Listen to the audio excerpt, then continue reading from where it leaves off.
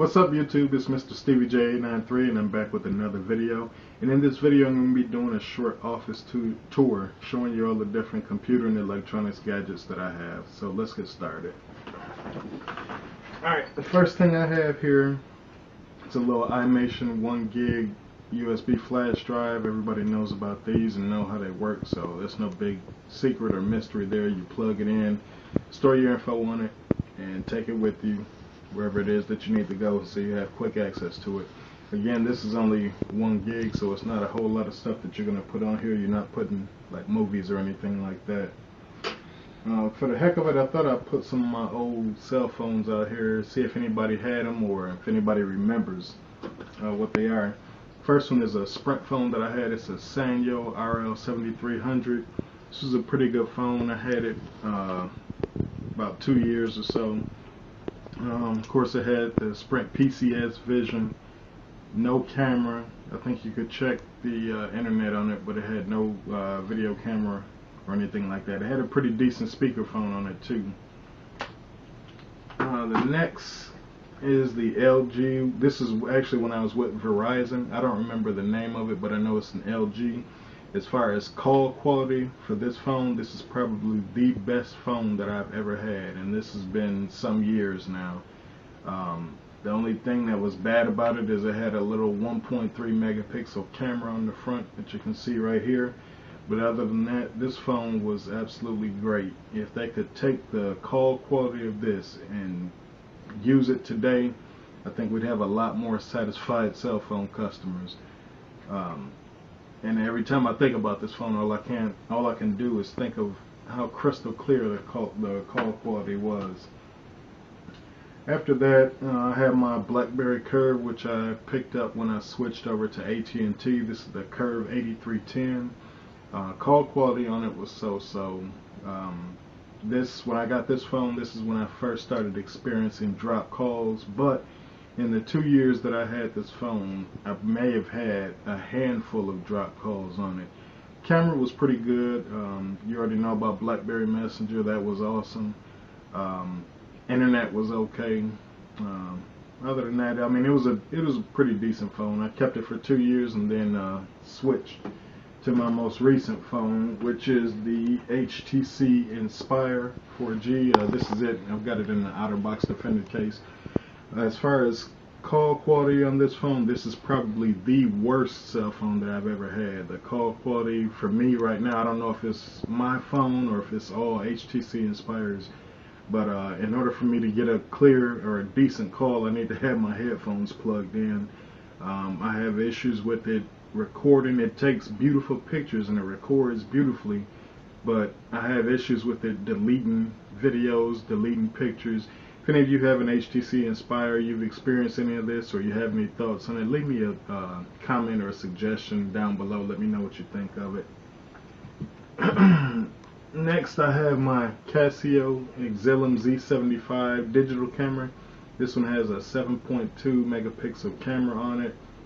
And it's a pretty good shooter. It's nice to have with you if you're just doing small shots, you're going around town or something like that. It's not nothing major, but it's a nice little camera to carry around with you. I've had this probably about 4 years or so. It's a pretty good camera.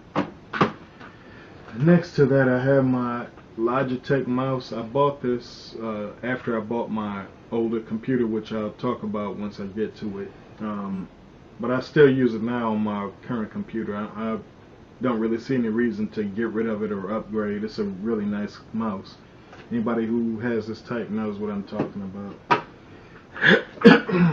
Next, I've got my Apple remote. Any of you familiar with that, you know what it does. You can control iTunes, you can control Keynote, you can watch videos on your computer. If you've got them stored in iTunes, you can control it, fast forward, play, access the menu. You can do all kinds of neat stuff with it. I paired mine with my MacBook Pro, and I'll talk about the MacBook Pro a little later on when I get to it.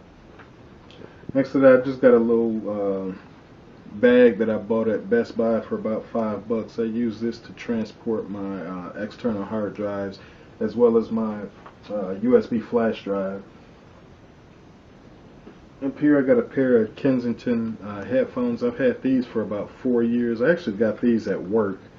Um, and these are the sound quality, and these are awesome. I've had them and used them so much you can see the covering over the foam starting to fall off, but I refuse to get rid of them. I think the quality in it, the sound quality is awesome. And right above that I've got a pair of Logitech USB speakers. I bought these from Circuit City right before they went out of business. I think they were running maybe 25-30 bucks a pair, and these are awesome. The audio is loud. All you do is take it.